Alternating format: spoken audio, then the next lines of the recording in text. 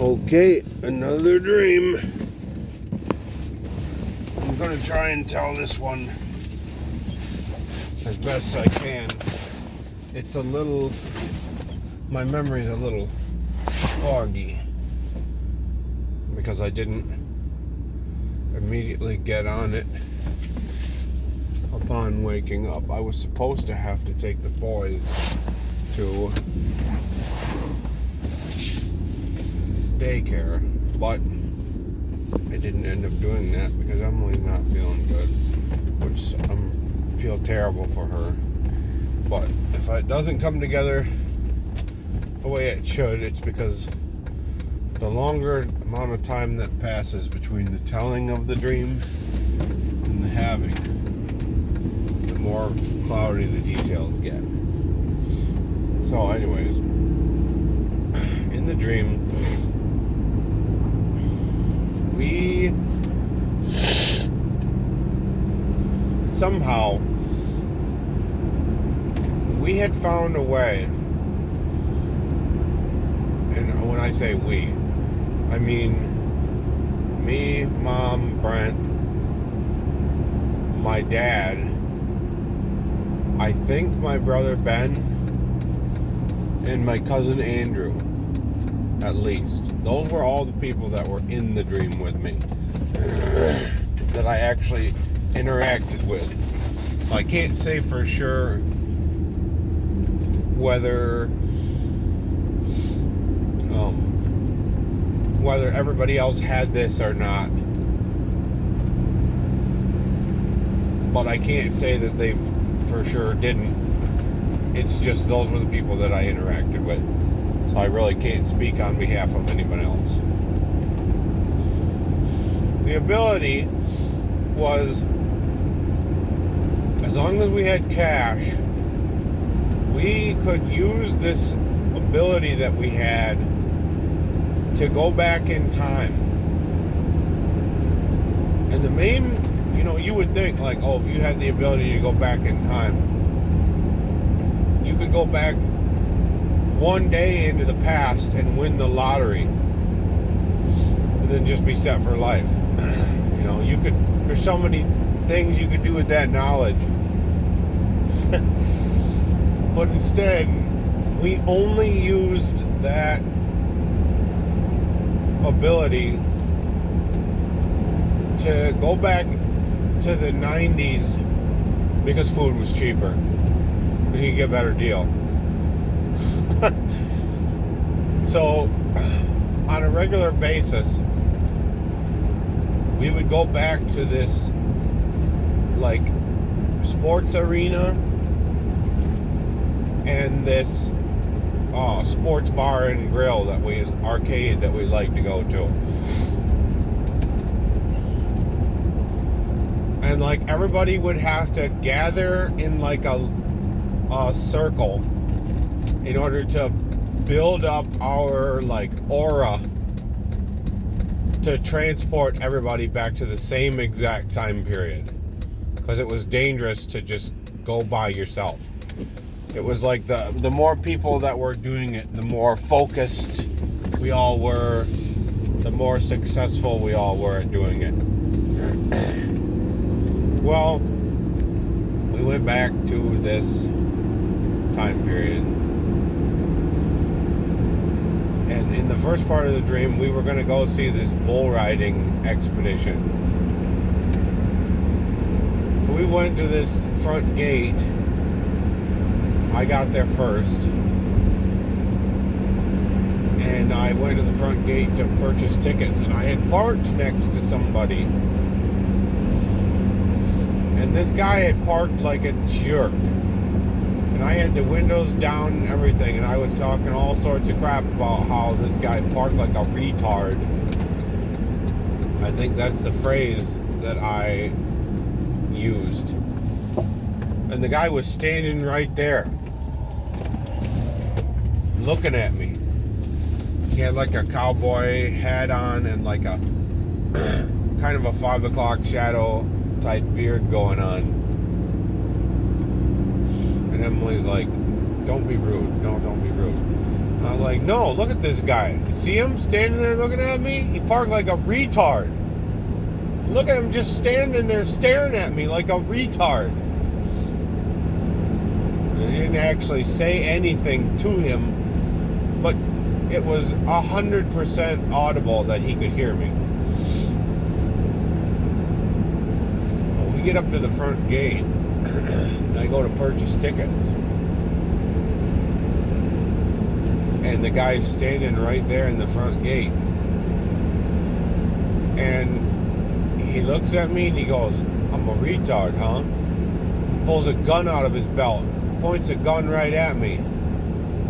And like my first instinct was to pull out my gun and shoot him. But I just froze. He said, yeah, what you gonna do about it now? You got big balls now, huh? Who's the retard now? Then he put his gun back in his belt and he went inside. And Emily had been like digging through her purse or something or looking at somebody, and she didn't see it happen. I said to Emily, that guy just pulled a gun on me. She's like, what? Sorry. And she was like still digging through her purse. I said, Emily, that guy there, he just pulled a gun on me. She's like, are you sure? I'm like, yeah, I'm sure. She's like, well, tell the guy at the front desk. And so I like walked up. I said, hey man, there was a guy that just went in. He had dark skin, a light hoodie, and a cowboy hat, and like a 5 o'clock shadow. He has a gun on him, and I know he has it because he just pointed it at me. And they're like, okay,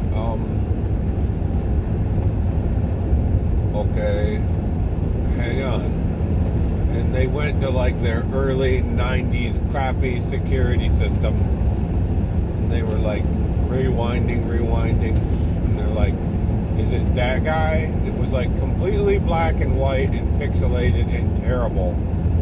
And I'm like, I think so. And they're like, okay, well, do you want me to call the police? I said, yeah. He's like, okay. He's like, I'm not trying to tell you what to do, sir. And, you know, if I were in your situation, I would do the same thing.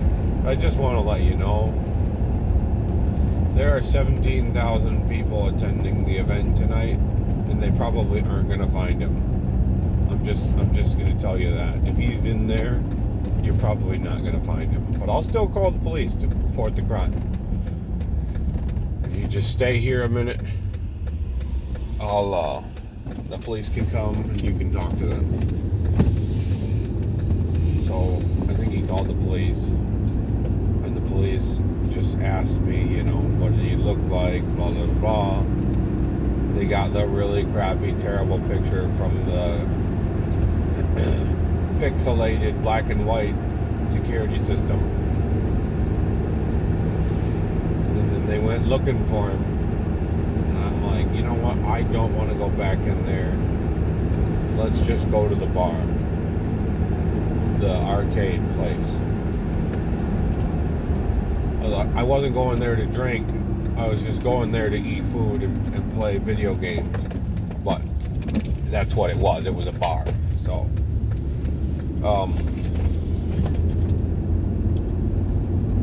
I went there,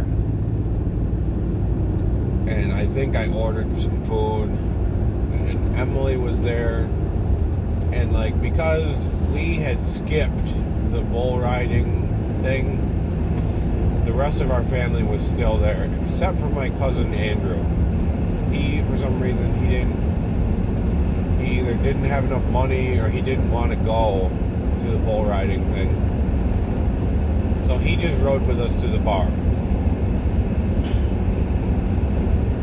Well, we get there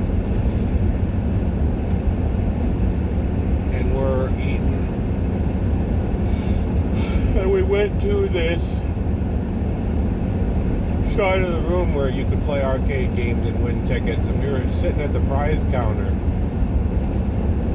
And for like 17,000 tickets, they had this like Tiger Stripe Les Paul guitar. It was like a really nice guitar. And I'm like, man, I could, because in the dream I had figured out how to play guitar. And Andrew also knew how to play guitar. And I said, oh man, it would be so cool to have that. I could really do some shredding. And Andrew's like, you can't shred worth a crap. I'm like, oh yeah? He's like, yeah.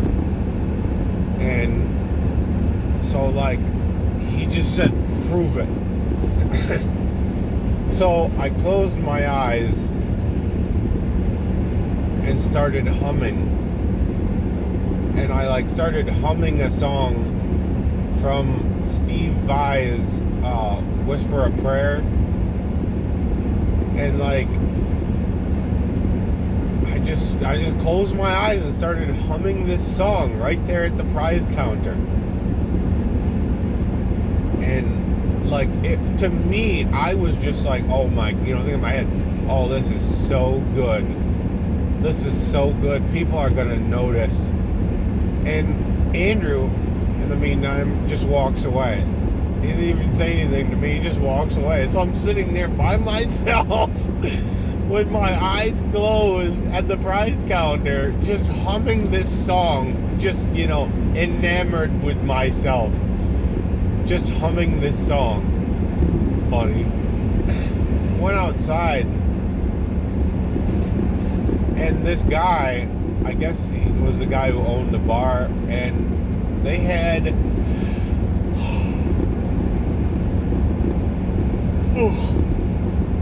this gigantic hot dog.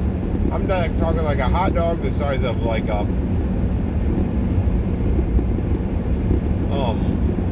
probably about the size of a car, a small car. And I think I know where that made it into my dream, because oh my, you're gonna pass somebody, you better do it, because I don't want to end up in a head-on collision, pal. What the, okay.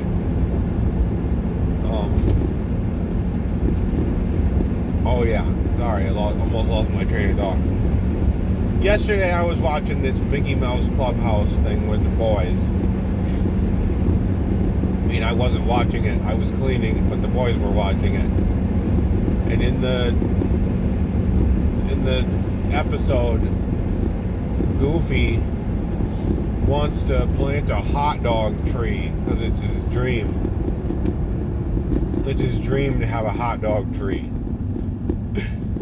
You can put a hot dog in the ground, water it, and it will grow. It will become a hot dog tree. Everyone knows that. But okay.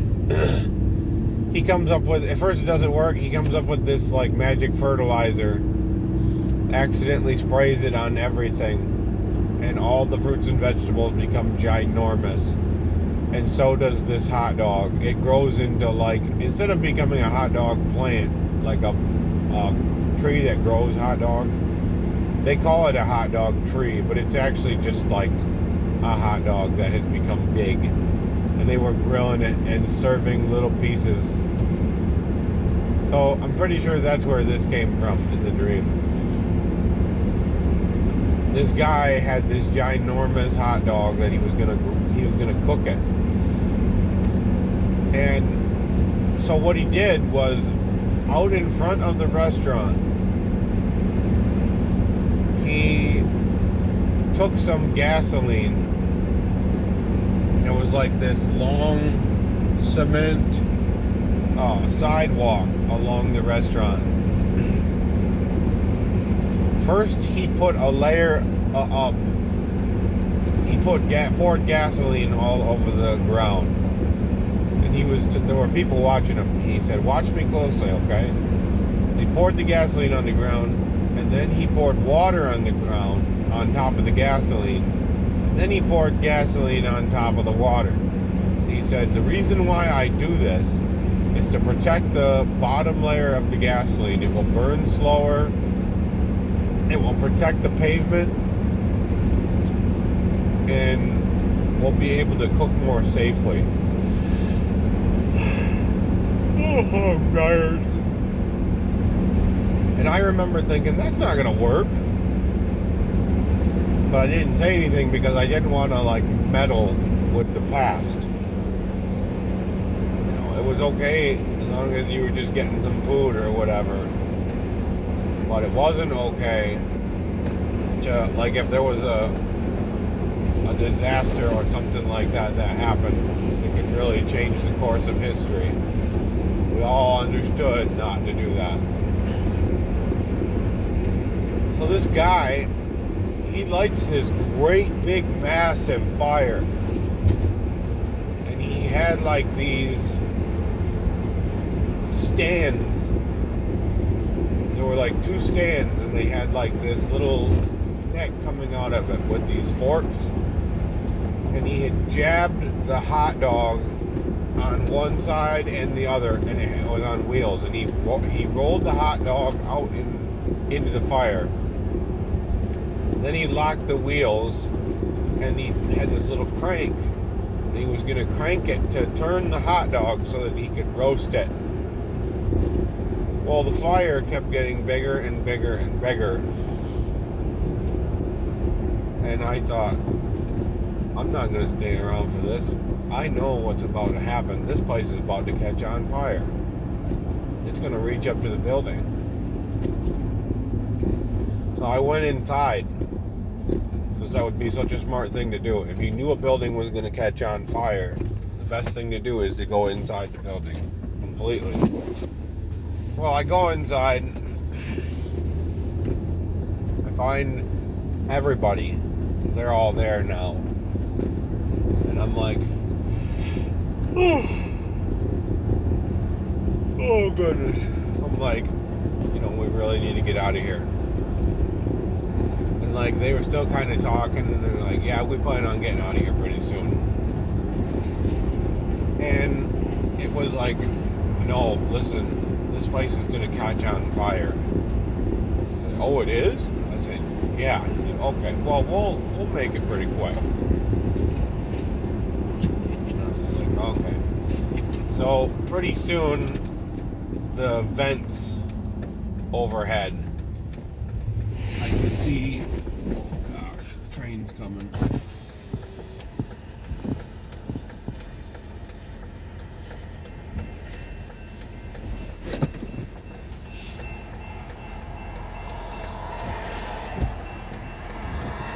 I could see smoke start to come.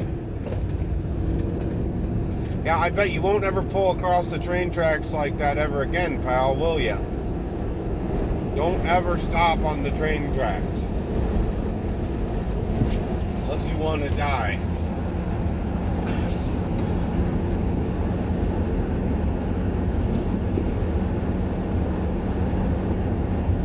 The smoke starts to come out of the rafters, kind of.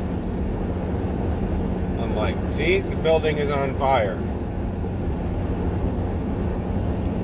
And they're like, okay, well, we'll go ahead and we'll wrap it up. We'll pay real quick, and then we'll get going. It wasn't like, oh my goodness, the building is on fire. We need to get out. You know, it was like, okay, well, you know, pretty quick here. We'll wrap it up. Kind of funny. Oh no, the train's gonna get us because the person in front of me doesn't have the same phobia of being run over by a train as I do. Oh my gosh. That's terrifying. Oh, they got us. That's terrifying. They would have got us because you guys wouldn't speed up. I have it like in my head, like, this may be completely weird, but I have it like in my head where like I'll randomly subject myself to like, okay, quick, if you can't do that, you're gonna die. Or if you can't do this, you're gonna die. Call me crazy, and probably I am. but it's almost like I do these things to kind of keep myself alert and to constantly challenge myself mentally or physically. That if a challenge presents itself, I'll be sharper and less likely to freeze up. Call me crazy. I've been doing that since I was a kid. Anyways, the building was on fire. We ended up getting out. But not before, like, I had said to myself, like, since I know this place is going to burn down, I'm going to take some souvenirs. And there were like these CDs mounted on the wall that had been autographed. The band was like, the restaurant was like really a fan of the band White Zombie. And they had these White Zombie CDs all over the wall that were autographed. Only the thing was, they were autographed to Jeremy. I guess the owner of the bar's name was also Jeremy. So I thought to myself, even if I take these, I can't take them to the future and sell them. Because I was thinking, if the place burns to the ground, these CDs are going to burn, so it's not even going to make a difference if I take them or not. Well, I took them. And then I kept waiting for the place to burn. And, like, the people were just eating and going about their business like normal. But there was just smoke coming in. It was like nobody, it didn't even bother anybody.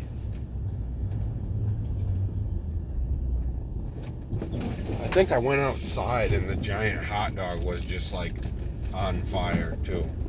Like, the grease from the hot dog had just been dripping and fueling the fire. Hang on, I gotta park. Parking is always so much fun. So much fun. Don't hit anybody. Other people are gonna go up your butt trying to get you to hurry. Just like this guy is.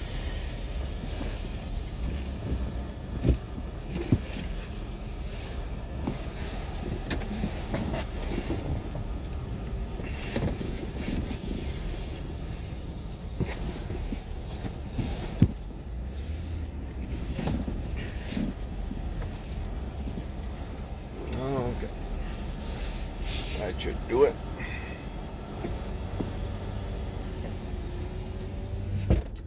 So I ended up taking the CDs. Well then, like, something happened. Something got, like, I don't know if it was because I took the CDs or what, but something happened with the space-time continuum. I went, like, outside, and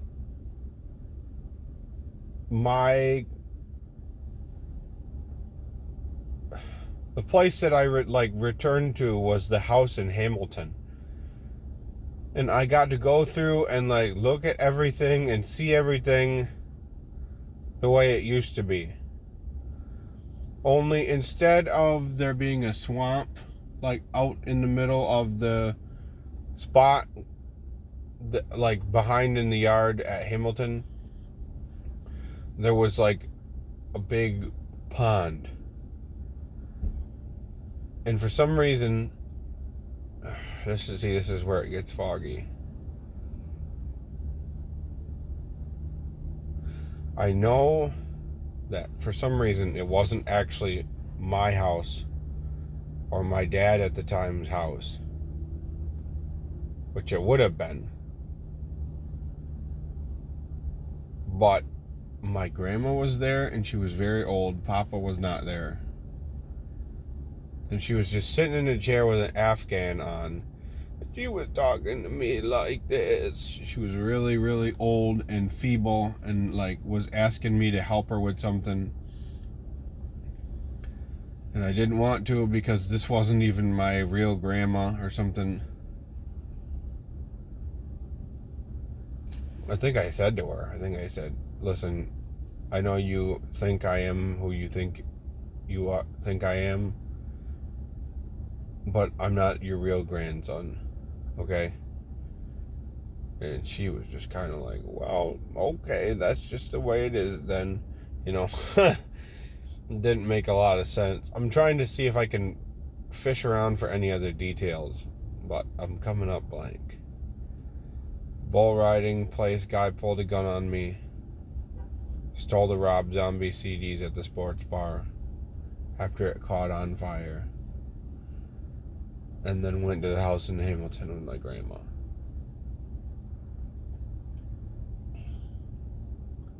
I think that's it. And after the bar incident, I did not see Emily or any of the rest of my family. It was just me and my fake grandma. All right, wrap it up.